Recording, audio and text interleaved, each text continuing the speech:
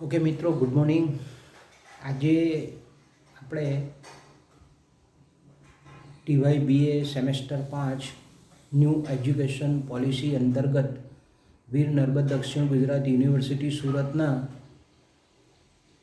અર્થશાસ્ત્ર જેનો major subject છે એવા વિદ્યાર્થીઓ માટે મેજર પેપર નંબર 15 પ્રાદેશિક અર્થશાસ્ત્રનો એકમ નંબર જે ચોથો છે એનો પહેલો ટૉપિક આપણે સમજીશું.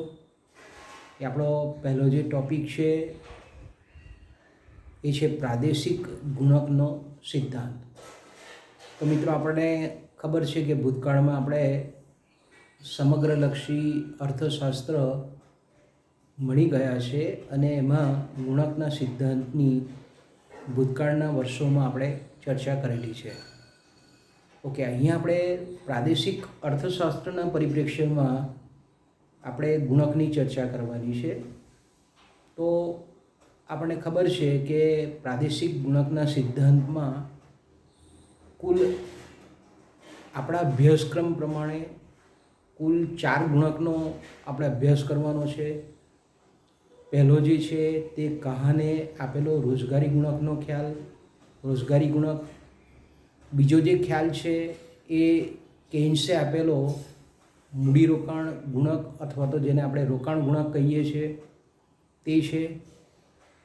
ત્રીજો જે ખ્યાલ છે એ છે નિકાસ આધારનો ગુણક અથવા તો એને આપણે આર્થિક આધારના ગુણક તરીકે પણ ઓળખાવીએ છીએ.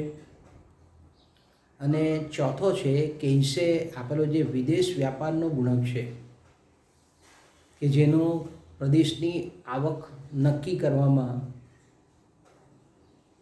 ઉપયોગ કરેલો છે CM ટાઇબોટ નામના અર્થશાસ્ત્રીએ, પ્રાદેશિક અર્થશાસ્ત્રીએ. તો આ 4 ગુણકનો આપણે અભ્યાસ કરવાનો છે. પહેલો જે ગુણક છે એની આપણે ટૂંકમાં ચર્ચા કરી લઈએ. પહેલો જે ગુણક છે એ છે રોજગારીનો ગુણક. રોજગારી ગુણક તો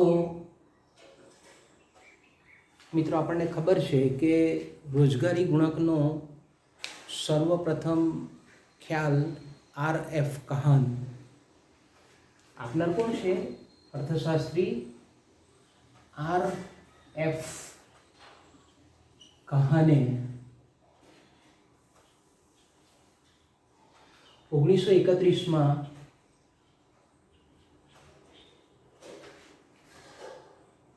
ઇંગ્લેન્ડથી જે પ્રસિદ્ધ થતી જે જર્નલ હતી, ધ ઇકોનોમિક જર્નલ, આ ઇકોનોમિક જર્નલ કે જે ઇંગ્લેન્ડથી પ્રસિદ્ધ થતી હતી એમાં એમણે એક લેખ લખીને, એક આર્ટિકલ લખીને, એક રિસર્ચ આર્ટિકલ લખીને એમણે રોજગારી ગુણકનો ખ્યાલ આપેલો છે. તેના આર્ટિકલનું નામ હતું the relation of home investment in unemployment. આ નામનું એમનો જે રિસર્ચ આર્ટિકલનું જે હેડિંગ હતું એમાં સર્વપ્રથમ એમણે આ રોજગારી ગુણકનો ખ્યાલ સમજાવેલો છે. તો કહાન આપણને રોજગારી ગુણકના ખ્યાલ દ્વારા એવું સમજાવે છે કે કોઈ પણ પ્રદેશમાં કે કોઈ પણ રાજ્યમાં કે કોઈ પણ રાષ્ટ્રમાં જો નવું મૂડીરોકાણ કરવામાં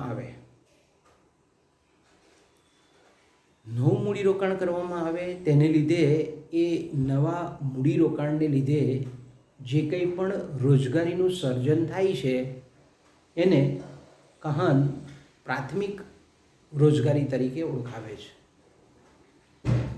તો આપણને ખબર છે કે ભાઈ, ધારો કે આપણે ગુજરાતમાં રહીએ છીએ અને ગુજરાતમાં ગુજરાત સરકાર જે છે અથવા તો કોઈ પણ ખાનગી કંપની પણ મૂકી શકીએ આપણે, કે કોઈક જગ્યાએ નવું મૂડીરોકાણ કરે અને એ નવા મૂડીરોકાણને પરિણામે જે રોજગારીનું સર્જન થાય એને આપણે પ્રાથમિક રોજગારો અથવા તો પ્રાથમિક રોજગારી તરીકે ઓળખાવી શકીએ. કે ધારો કે આપણે નર્મદા જિલ્લામાં રહીએ છીએ તો આપણને ખબર છે કે ભાઈ અહીંયા કેવડિયા કોલોની પર સ્ટેચ્યુ ઓફ યુનિટી એ સરકારે બનાવ્યું. તો આપણે જોઈએ કે સરકારે અહીંયા નવું મૂડીરોકાણ કર્યું, તો એને લીધે ધારો કે આપણે એમ કહીએ કે પ્રત્યક્ષ કે પરોક્ષ રીતે 1000 લોકોને રોજગારી પ્રાપ્ત થઈ. તો આ 1000 લોકોને જે રોજગારી પ્રાપ્ત થઈ તો તેને આરએફ કહાન પ્રાથમિક રોજગારી અથવા તો પ્રાથમિક રોજગાર પામેલા વ્યક્તિઓ તરીકે ઓળખાવે છે. પછી આપણને ખબર છે કે ભાઈ ધારો કે 1000 લોકોને રોજગારી પ્રાપ્ત થઈ નવા મૂડીરોકાણને કારણે. આ સ્ટેચ્યુ ઓફ યુનિટીનો જે આપણે કહીએ કે પ્લાન્ટ સાકાર કર્યો, તો એને લીધે ધારો કે 1000 નવી રોજગારીનું સર્જન થયું. તો આ નવા રોજગારોને અમુક સમયના અંતરે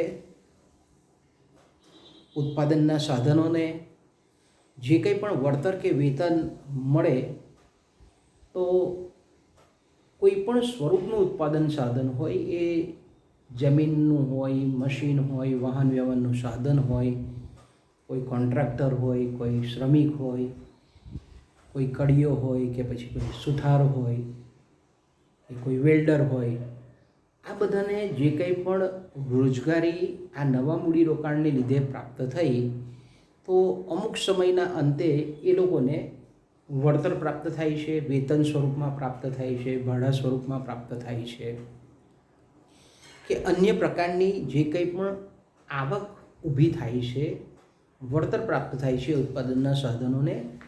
એ જેવી આવક ઊભી થાય છે તો તે લોકો આપણને ખબર છે કે સીમાંત વપરાશ વૃત્તિ પ્રમાણે એ લોકો વપરાશી વસ્તુઓની, ઉપભોગ્ય વસ્તુઓની એ લોકો માંગ કરે છે કે ભાઈ જેની પાસે વેતન આવ્યું હોય, પગાર થયો હોય, અમુક કોન્ટ્રાક્ટ પૂરો થઈ ગયો હોય અને રકમ મળેલી હોય, તો એ લોકો શું કરે છે કે ભાઈ એ જેવી રકમ મળે એટલે બજારમાં જઈ અને કપડાં છે, શાકભાજી છે, ફર્નિચર છે, મોટરસાઇકલ છે,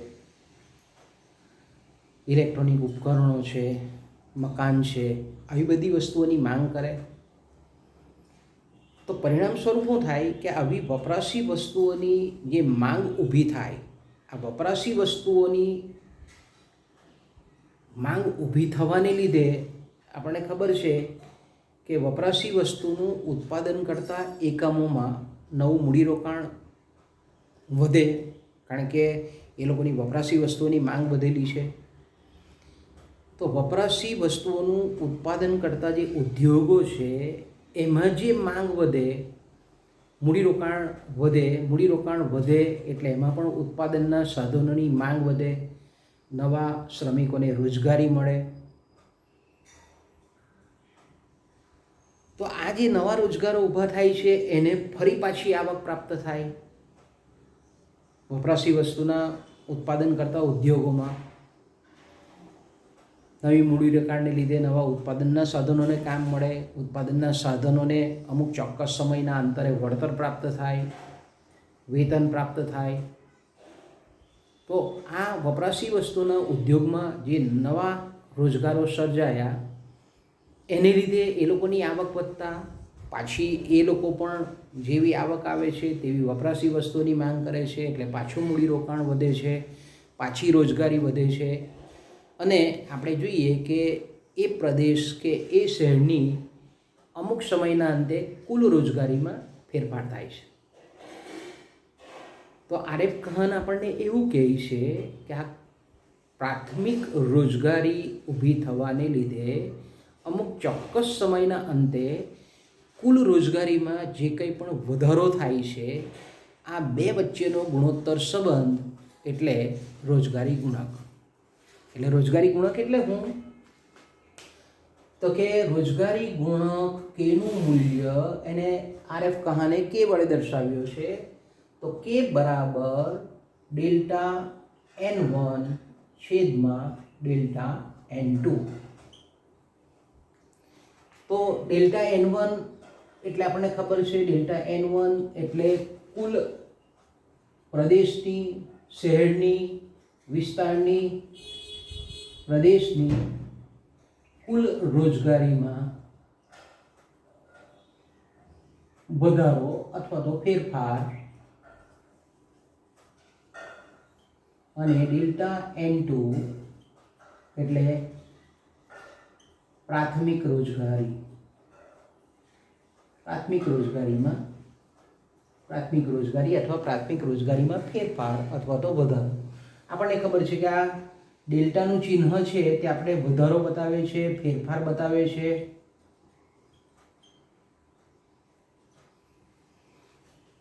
ઓકે, તો આ રોજગારી ગુણકનું જે મૂલ્ય આવે, દાખલા તરીકે મેં કીધું તેમ કે ભાઈ આ નર્મદા જિલ્લામાં statue of unity, Sardar Vallabhbhai પટેલનું જે સ્ટેચ્યુ સ્થપાયું અને આજુબાજુમાં સરાઉન્ડિંગ વિસ્તારમાં સરકારે જે કંઈ પણ મૂડીરોકાણ કર્યું, ધારો કે આપણે એમ કહીએ કે એને લીધે પ્રાથમિક રોજગારો, ધારો કે 1000 લોકોને રોજગારી મળી. આ રોજગારીનું આપણે જાણીએ છીએ તે પ્રમાણે કે આ લોકોને આવક પ્રાપ્ત થાય એટલે વપરાશી વસ્તુઓની માંગ વધે, વપરાશી કરતાં ઉદ્યોગમાં મૂડીરોકાણ વધે એટલે વપરાશી વસ્તુઓના ઉદ્યોગોમાં રોજગારીમાં વધારો થાય, એ લોકોને આવક પ્રાપ્ત થાય એટલે વપરાશી વસ્તુઓની અને અન્ય વસ્તુઓની માંગમાં વધારો થાય, અને પાછું આપણે એમ કહીએ કે મૂડીરોકાણ વધે, આવક વધે, રોજગારી વધે, અને આપણે એમ કહીએ કે અમુક ચોક્કસ સમયના બિંદુ પછી કુલ રોજગારીમાં ધારો કે 5000 કુલ રોજગારીમાં આ પ્રદેશની, આ વિસ્તારની, આ જિલ્લાની રોજગારીમાં વધારો થયો. તો આપણે આ સૂત્રમાં મૂકીએ તો કે ભાઈ ડેલ્ટા N1 કુલ રોજગારીમાં ફેરફાર, વધારો તો કે 5000, પ્રાથમિક રોજગારી એ આ નવા મૂડીરોકાણને અસ્તિત્વમાં આવી તે, તો કે ભાઈ આનું આપણે સાદુરૂપ આપીએ તો રોજગારી ગુણકનું મૂલ્ય એ 5 જેટલું આવે છે. તો વિદ્યાર્થી મિત્રો, તમે જોઈ શકો છો કે આ રોજગારી ગુણકનું જેમ મૂલ્ય ઊંચું તેમ પ્રાથમિક રોજગારી, કોઈ પણ સરકાર કે કોઈ પણ ખાનગી ક્ષેત્ર જે કંઈ પણ મૂડીરોકાણ કરે એને લીધે જે કંઈ પણ પ્રાથમિક રોજગારી ઊભી થાય એનું રોજગારી ગુણક પ્રમાણે ગુણાંકન થઈ અને કુલ રોજગારીમાં વધારો થાય. એટલે રોજગારી ગુણકનું મૂલ્ય જેમ ઊંચું તેમ આપણે એમ કહીએ કે કુલ રોજગારીમાં એ પ્રદેશની રોજગારીમાં થતો વધારો સવિશેષ, અને જેમ ગુણકનું મૂલ્ય નીચું હોય, રોજગારી ગુણકનું મૂલ્ય નીચું હોય તો આપણે એમ કહીએ કે પ્રાથમિક રોજગારો કુલ રોજગારીમાં ઓછો ફેરફાર બતાવે છે. ઓકે, તો આપણને RF કહન આટલું સમજાવે છે. તો આના પરથી પ્રેરણા મેળવીને, આ રોજગારી ગુણકના ખ્યાલ પરથી પ્રેરણા મેળવીને કેન્સે મૂડીરોકાણ અથવા તો જેને આપણે રોકાણ ગુણક કહીએ છીએ એનો ખ્યાલ વિકસાવેલો છે. J.M. કેન્સ, જ્હોન મેનાર્ડ કેન્સ, ઇંગ્લેન્ડના આપણે કહીએ કે આધુનિક અર્થશાસ્ત્ર અને સમગ્રલક્ષી અર્થશાસ્ત્રમાં જેનું ખૂબ વ્યાપક પ્રદાન છે એવા અર્થશાસ્ત્રી છે. તો કેન્સે એમનું જે 1936માં જે પુસ્તક લખેલું હતું, એનું જે પુસ્તક આપણને ખબર છે કે the general theory of money, ઇન્ટરેસ્ટના પુસ્તકનું નામ હતું ધ જનરલ થિયરી. 1936માં એમ્પ્લોયમેન્ટ, મની એન્ડ ઇન્ટરેસ્ટ નામનું એમનું જે પુસ્તક હતું એ પુસ્તકમાં એમણે મૂડીરોકાણ અંગેનો ખ્યાલ આપણી સમક્ષ આપ્યો છે. તો બરાબર આપણને ખબર છે કે કેન્સે આપેલો જે મૂડીરોકાણનો ખ્યાલ છે, મૂડીરોકાણનો ગુણક છે, તે આ રીતે આપણે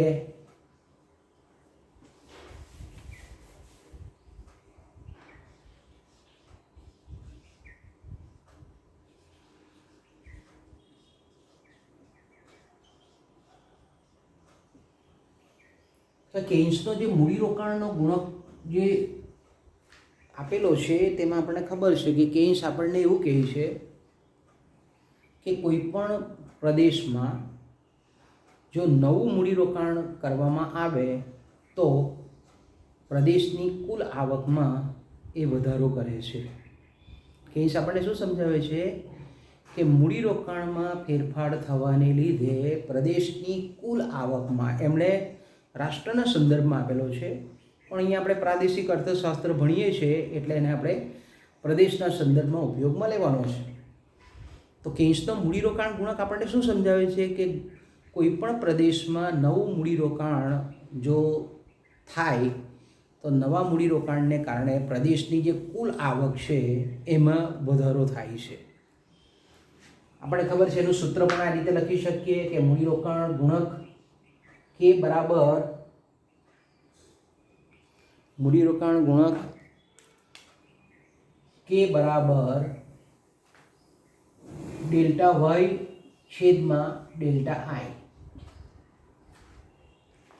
તો ડેલ્ટા આઈ આપણને ખબર છે કે ડેલ્ટા આઈ એટલે મૂડીરોકાણમાં વધારો, ફેરફાર, અને ડેલ્ટા વાય એટલે પ્રદેશની આવકમાં વધારો.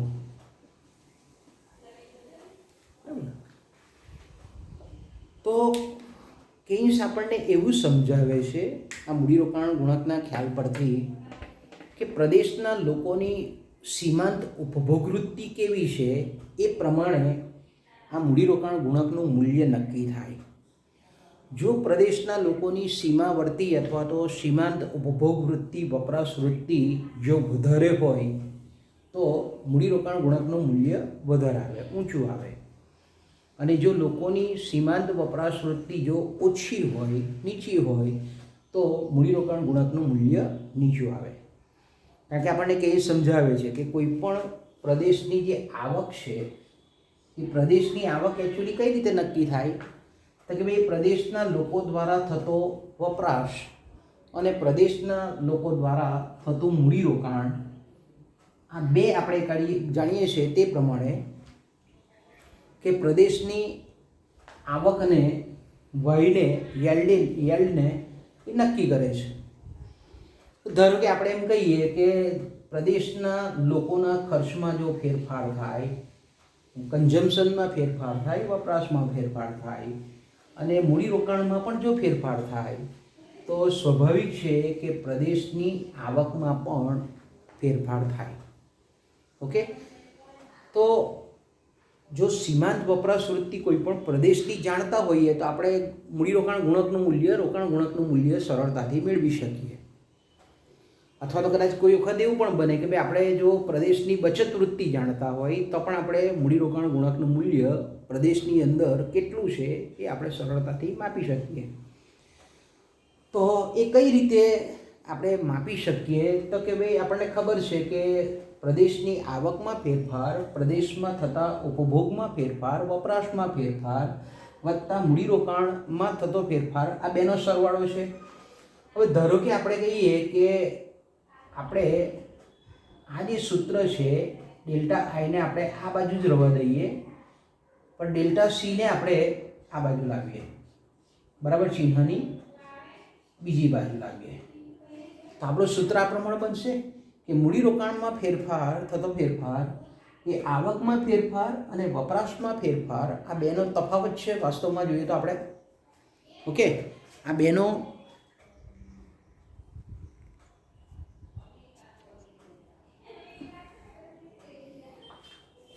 તફાવત છે ડેલ્ટા આઈ, ડેલ્ટા વાય ઓછા ડેલ્ટા સી. ઓકે, તો હવે આપણને ખબર છે કે ગુણકનું, મૂડીરોકાણ ગુણકનું સૂત્ર કેન્સે આપેલું છે યુવા. તો હવે આ જે જ્યાં ડેલ્ટા આઈ છે ત્યાં આપણે મૂકી દઈએ આ વેલ્યુ, આ મૂલ્ય. તો સમીકરણ 1માં આપણે કહીએ કે મૂડીરોકાણમાં થતો ફેરફાર છે તે મૂકી દઈએ. તો અહીંયા આપણે જોઈ શકીએ છીએ કે કે બરાબર ડેલ્ટા વાય છેદમાં delta y minus delta c. Okay, delta y minus delta C.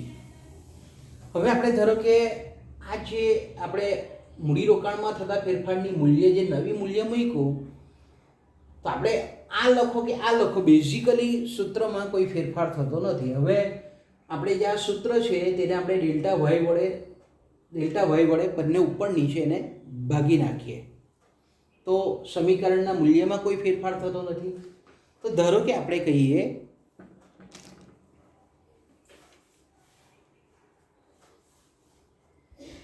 કે કે બરાબર ડેલ્ટા વાય છેદમાં ડેલ્ટા વાય, ડેલ્ટા વાય છેદમાં ડેલ્ટા વાય ઓછા ડેલ્ટા સી છેદમાં ડેલ્ટા વાય. ઓકે, તો અહીંયા આપણે જોઈ શકીએ છીએ કે ડેલ્ટા વાય જાય, ડેલ્ટા વાય જાય, ડેલ્ટા વાય જાય, ડેલ્ટા વાય જાય. એટલે આપણે શું મૂલ્ય મળ્યું? કે બરાબર 1/1 ઓછા ડેલ્ટા સી ડેલ્ટા વાય. તો આપણને ખબર છે કે ડેલ્ટા સી છેદમાં ડેલ્ટા વાય એટલે પ્રદેશની આવકમાં થતો ફેરફાર અને પ્રદેશના વપરાશમાં થતો ફેરફાર, આ બે વચ્ચેનો જે ગુણોત્તર સંબંધ છે આને આપણે કહીએ છીએ સીમાંત વપરાશ વૃત્તિ, સીમાંત ઉપભોગ વૃત્તિ. તો આપણે આ સૂત્રમાં એવું લખી શકીએ કે કે બરાબર 1 ઓછા સીમાંત વપરાશ અથવા તો ઉપભોગ વૃત્તિ. ઓકે, હવે આપણને ખબર છે કે વિશે આપણને સમજાવેલું છે કે સીમાંત વપરાશ વૃત્તિ વત્તા સીમાંત બચત વૃત્તિ એ એકમ બરાબર હોય છે. કેટલા જેટલી હોય છે? એકમ જેટલી હોય છે. તો અહીંયા આપણે જોઈએ છે કે સીમાંત બચત વૃત્તિ, અને તમે આ રીતે પણ લખી શકો ડેલ્ટા સી છેદમાં ડેલ્ટા વાય વત્તા ડેલ્ટા એસ છેદમાં delta y equal to 1. Okay, તો અહીંયા તમે સીમાંત બચત વૃત્તિને આપણે સૂત્રનો કર્તા બનાવી રાખીએ તો આપણને ખબર છે કે 1 ઓછા ડેલ્ટા સી છેદમાં ડેલ્ટા વાય. ઓકે, તો 1 ઓછા બચત વૃત્તિ, એક ઓછા વપરાશ વૃત્તિ બરાબર શું થાય? સીમાંત બચત વૃત્તિ. તો અહીંયા તમે જોઈ શકો છો કે આ સૂત્ર મૂડીરોકાણ ગુણાંકના સૂત્રને તમે આ રીતે પણ લખી શકો.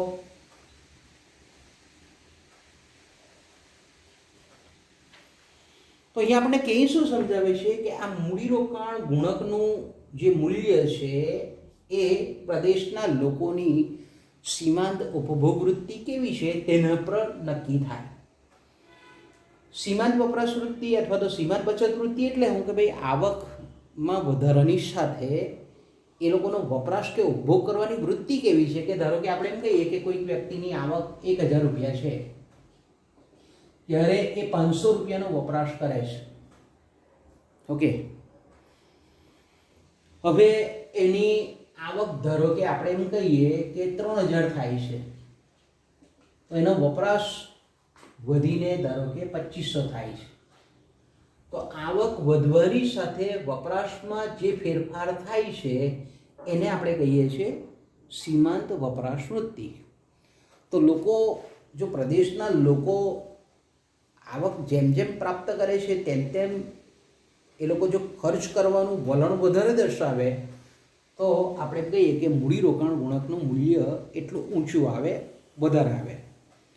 અને જો લોકોની ટેન્ડન્સી એવી હોય, લોકોનું વલણ એવું હોય કે આવક પ્રાપ્ત કરવાની સાથે જો એ લોકો બચત વધારે કરતા હોય, ખર્ચ ઓછો કરતા હોય, વપરાશ ઓછો કરતા હોય તો તેવા સંજોગોમાં આપણે એમ કહીએ કે મૂડીરોકાણ ગુણકનું મૂલ્ય કેવું આવે?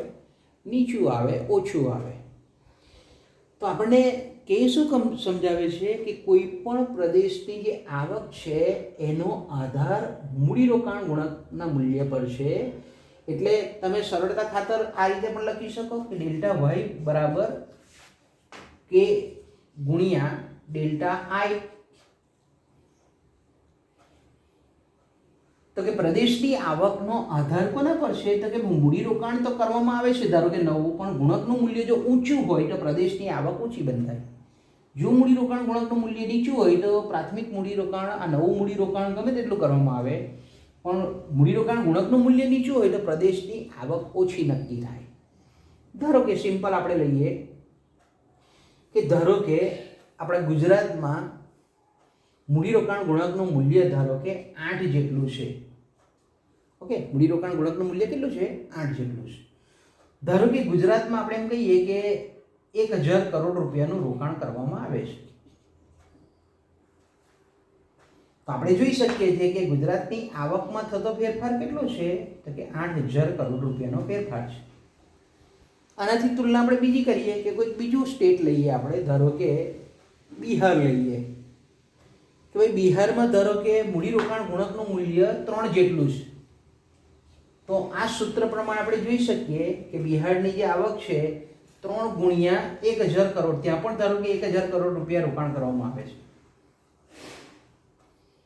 તો આપણે અહીંયા જોઈ શકીએ છીએ કે બિહારની જે પ્રાદેશિક આવક છે તે કેટલી નક્કી થાય? 3000 કરોડ. કેમ? કારણ કે એના એ પ્રદેશના મૂડીરોકાણનું ગુણકનું મૂલ્ય 3 છે. લોકોની વપરાશ વૃત્તિ ઓછી છે, વપરાશ વૃત્તિ ઓછી છે એટલે ગુણક મૂલ્ય નીચું થાય, ઓછું થાય. ધારો કે આપણે કીધું તે પ્રમાણે કે ભાઈ વપરાશ વૃત્તિ ધારો કે લોકોની અડધી હોય, આપણે આ સૂત્ર મૂકી શકીએ કે 1/1 ઓછા 1/2. તો અહીંયા તમે સાદુરૂપ આપી શકો, 1 અડધો જાય એટલે 1/2, એટલે ગુણકનું મૂલ્ય 2 આવે. કે વ્યક્તિ 100 રૂપિયા કમાય છે, એમાંથી 50 રૂપિયા ખર્ચી નાખે છે, 50 બચાવે છે. તો એને શું કહીએ આપણે? એની એ વ્યક્તિની સીમાંત વપરાશ વૃત્તિ કેટલી છે? 0.5 છે. કેટલી છે? અડધી છે, એટલે 0.5 છે. પણ જો આનું મૂલ્ય મેં કીધું તેમ કે વધારે હોય, બરાબર, કે ભાઈ 0.5 કરતાં 0.8 હોય, 0.9 હોય, તો આપણે એમ કહીએ કે આ ગુણકનું મૂલ્ય ઊંચું નક્કી થાય. અને ગુણકનું મૂલ્ય ઊંચું નક્કી થાય તો નવું જો પ્રદેશની અંદર મૂડીરોકાણ થાય તો પ્રદેશની આવકમાં એટલો વધારો થાય. ઓકે, તો આ જે મૂડીરોકાણ ગુણકનો ખ્યાલ કેન્સે આપેલો છે, પણ એ ખ્યાલની પણ મેં કીધું કે મર્યાદા છે અમુક, કે અહીંયા એવું માની લેવામાં આવેલું છે કે ભાઈ આ પ્રદેશની જેના સંદર્ભમાં આપણે મૂડીરોકાણ ગુણક પ્રાપ્ત કરીએ છીએ ત્યાં ઉત્પાદનના સાધનો કેવા છે? વણ વપરાયેલા છે એવું માની લઈએ છીએ. એટલે જેવું નવું મૂડીરોકાણ થાય છે એવું સીધી જ આપણે એમ કહીએ કે પ્રદેશની આવકમાં વૃદ્ધિ થાય છે, વધારો થાય છે, એવું કેન્સ આપણને સમજાવે છે. બીજું, કેન્સે જ્યારે પણ આ મૂડીરોકાણ ગુણકનો ખ્યાલ આપેલો છે ત્યારે અર્થતંત્ર એ ક્લોઝડ ઇકોનોમી છે, બંધિયાર અર્થતંત્ર છે એવું આપણી સમક્ષ કહે છે. તો ઘણી વખત આપણે જાણીએ છીએ કે ભાઈ પ્રદેશના લોકોની જે બચત વૃત્તિ અથવા તો વપરાશ વૃત્તિ છે તે જાણવાનું કામ પણ ખૂબ કઠિન છે. છતાં પણ આપણે એમ કહીએ કે મૂડીરોકાણ ગુણકના ખ્યાલ પરથી જે તે પ્રદેશની કે રાષ્ટ્રની સરકારો છે આ મૂડીરોકાણ ગુણક મૂલ્ય પરથી પ્રદેશની કેટલીક લક્ષ્યાંકિત આવક પ્રાપ્ત કરવી હોય તો મૂડીરોકાણમાં કેટલો ફેરફાર કરવો જોઈએ એનો ખ્યાલ આ ગુણક મૂલ્ય પરથી આવે છે. તો અહીંયાથી અટકીએ બાળકો આપણે.